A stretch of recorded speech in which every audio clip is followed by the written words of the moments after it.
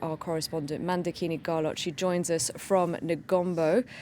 Mandakini, any reactions yet to the Islamic State group claiming responsibility for Sunday's attacks?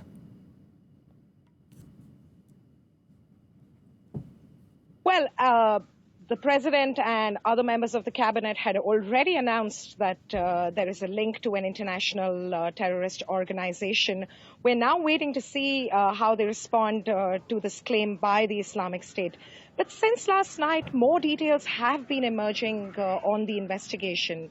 For instance, one of the suicide bombers was arrested only a few months ago on the suspicion of vandalizing Buddhist statues.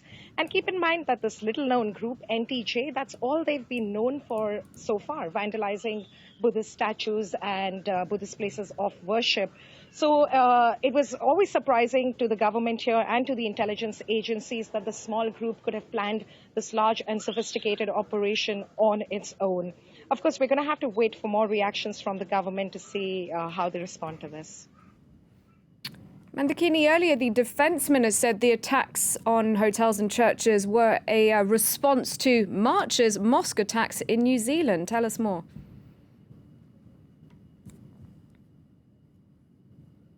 Well, this is something that we've been reading in the newspapers in Sri Lanka this morning as well. I want to be careful here because the problem is that there's tons of videos on social media in Sri Lanka, and it's hard to tell which one is real and which one is misinformation. But what a lot of people here are discussing is the fact that these attacks are being framed as a response to what happened in New Zealand.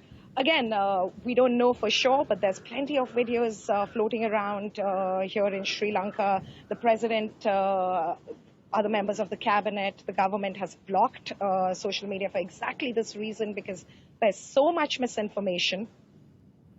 Mandakini, now you're in Negombo, that's just north of Colombo, and it's where the first mass funeral's been held?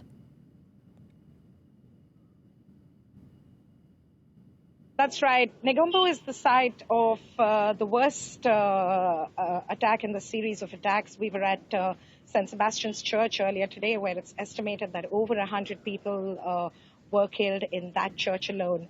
Now we're just outside the burial ground, and we've witnessed burial after burial over the last few hours. And in fact, this burial ground is so overwhelmed that the city has had to dig a fresh one just a few kilometers from here, and it's just a steady stream. People have opened up their houses all around this neighborhood to help the community in need.